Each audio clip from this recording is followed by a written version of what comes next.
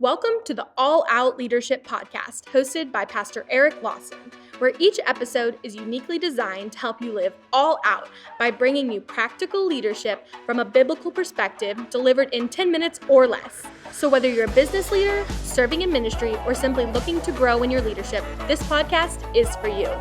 Before we dive into this week's topic, make sure to subscribe to the podcast and download the show notes at ericlawson.com/podcast. And while you're at it, feel free to share the content on social media. Now, let's join Pastor Eric for this week's conversation.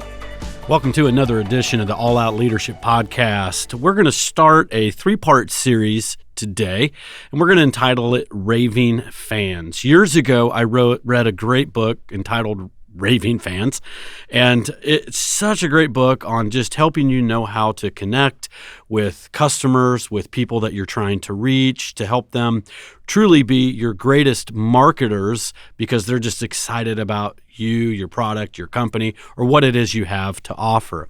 Now, several thousand years before that book came out, Jesus really modeled how to create raving fans. We see in Mark chapter 1, verse 40, "Now a leper came to him, imploring him, kneeling down to him, and saying to him, 'If you are willing, you can make me clean.' Then Jesus, moved with compassion, stretched out his hand and touched him. And he said to him, 'I'm willing, be cleansed.' And as soon as he had spoken, immediately the leprosy left him and he was clean." Now, there's a lot of implications here in this story of just who Jesus is.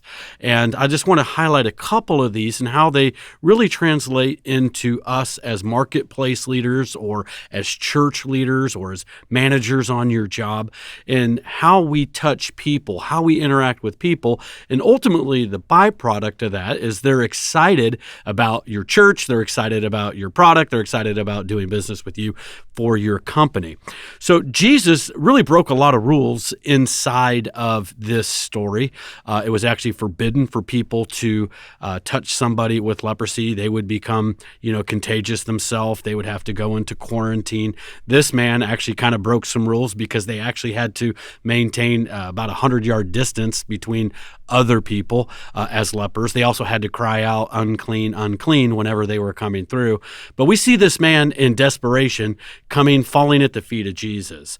What we see is Jesus meets the deepest need of this man's life. Now, we think the deepest need would be healing. This man probably thought the deepest need that he had was healing from leprosy. But what Jesus really did is he took it a step further and said, "I'm going to meet a greater need than just the healing. I'm going to heal your heart." Because if you've had leprosy your entire life, you've been rejected, you've been ostracized, or as long as you've had leprosy, you'd be separated from loved ones, from family. You wouldn't have a hug. You wouldn't have a touch. And statistics show that touch is one of the deepest needs of every human. In fact, if a baby is isolated and doesn't have touch, statistics show that many babies and infants have actually died just simply because they didn't have touch. And so the real question every human has, whether they articulate it or not, or know how to, is this: am I valuable? Do I matter? Is there any significance to me? And Jesus reaches out, goes across the rules, across the barriers to meet the deepest need in this man's life, and that is to say, you're valuable. How did he do that? He didn't say it with words. He said it with one of the most important things we all need, and that is touch. Jesus answers the deepest question we have: are we valuable? And that is, he wants to come inside of our life and touch us. What you'll find is one of the greatest ways to create raving fans in a church or your business, your company, is what are the meaningful touch points that you have that communicate they are valuable. Not because of what they do for you, but just simply because they have value. Lance Armstrong wrote a book. It's entitled "It's Not About the Bike." And it's a great title because we often get fixated on the bike when the real emphasis is this: it's not about the bike, it's about the person riding the bike. It's not about your product, it's not about your company, it's not about the sale, it's about the person on the other side of that and the value that they are. I love what Zig Ziglar said: if you'll help enough people get what they want, inevitably you'll get what you want. Take the focus off you, take the focus off us, and what can this person do for us? How can they help us meet a quota? How can they help us meet some KPI? Onto how can we just communicate the value of who this person really is? I like what John Maxwell says. He said it's hard to make somebody feel like a somebody when inwardly they think you're a nobody. We can really tell when we're just a number, when we're just a statistic, when we're just an ends to the mean for a salesperson to meet a quota. And nobody likes that feeling. I mean, like we've all walked into a car lot and you just felt like you're fresh meat. Not every car lot's that way, but I'm just using that as an example. There's a furniture store in the area that when I need furniture, I actually go there because they have the best prices and their quality's pretty good.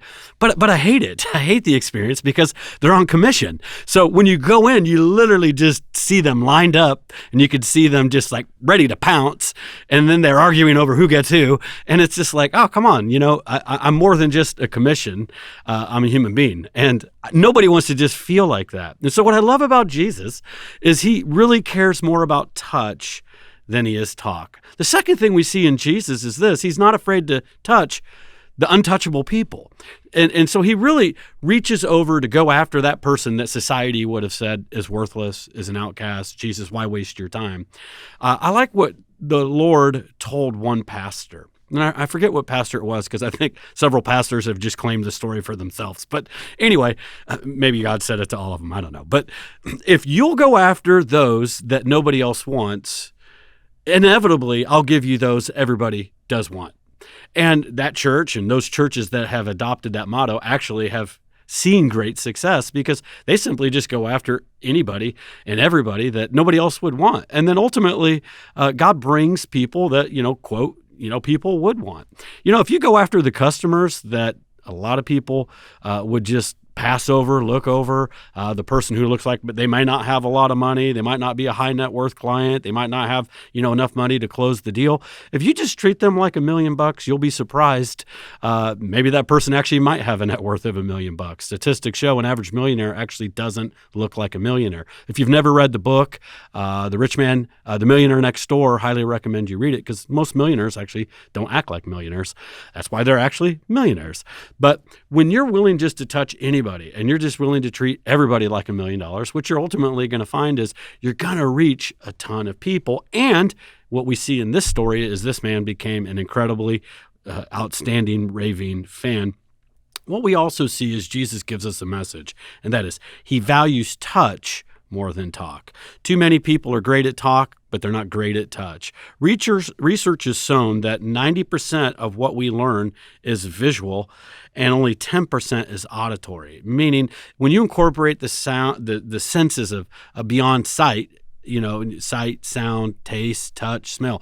That's what touch does. Touch goes into other sensory experiences. So Jesus goes in to go beyond talk and beyond, hey, I love you, man, to let me touch your life.